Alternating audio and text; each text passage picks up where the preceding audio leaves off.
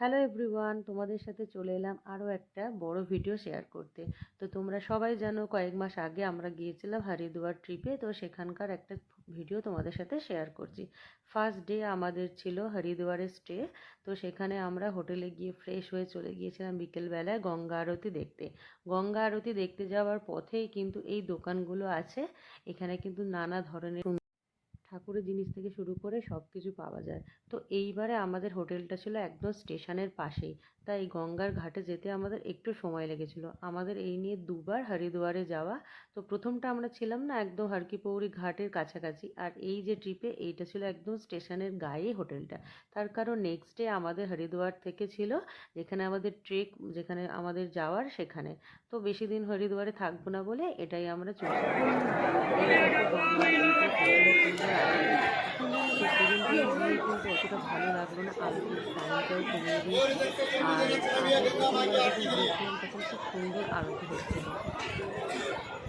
और जो भी माता रानी की आरती में ध्यान देना चाहते हो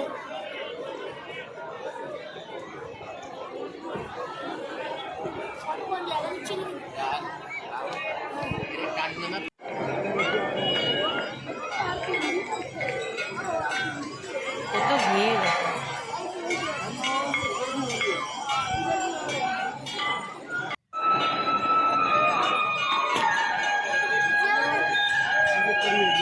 ভীষণ সুন্দর লাগছিল আরতির সময় এই ঘাটটা।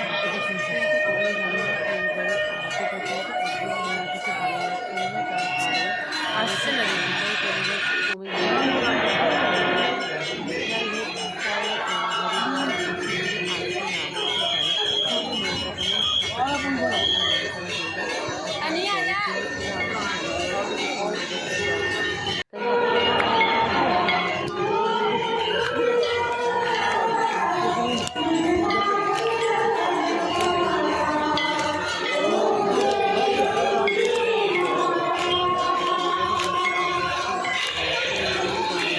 গঙ্গাতে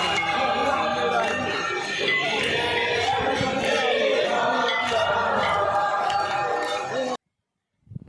এখানে এই ফুলের ডালাগুলো কিনতে পাওয়া যায়, যেগুলো দিয়ে গঙ্গা মাকে আরতি করে তারপর জলে ভাসিয়ে দিতে হয়। তো আমরা এইগুলো এখানে নিয়েছিলাম গঙ্গা মাকে আরতি করে ভাসিয়ে দেওয়ার জন্য।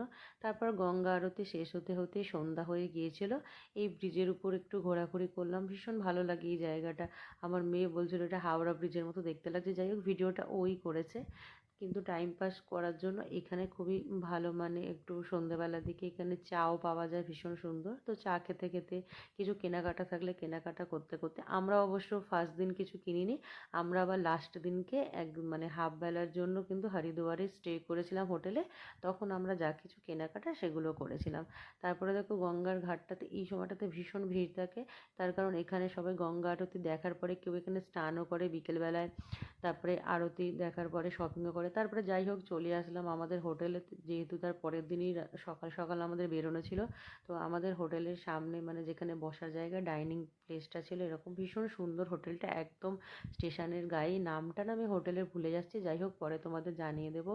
তো এখানেই হোটেলের সাথে অ্যাটাচেড রেস্টুরেন্ট ছিল, যেখানে আমরা রাতের ডিনারটা করে নিয়েছিলাম। ইনক্লুডেড নয় কিন্তু, ঠিক আছে, হোটেলের কিন্তু ডিনারটা তোমাদের মানে কিনেই নিতে হবে। তো যাই হোক, এখানকার সবই তো ভেজ, সবাই জানো হরিদ্বার ঋষিকেশে সবই ভেজ পাওয়া যায়। তো আমরা তাড়াতাড়ি ডিনারটা অর্ডার করে নিলাম, তার কারণ ভীষণ খিদেও পেয়েছিল। আর 1.5 দিন মতো ট্রেনে থাকার জন্য ভীষণ টায়ার্ডও লাগছিল। আর নেক্সট দিন ছিল আমাদের অন্য জায়গায় যাওয়ার, তাই তাড়াতাড়ি আমরা ডিনারটা করে রাতে হোটেলে। তো দেখা হচ্ছে পরের দিন। টাটা সবাই।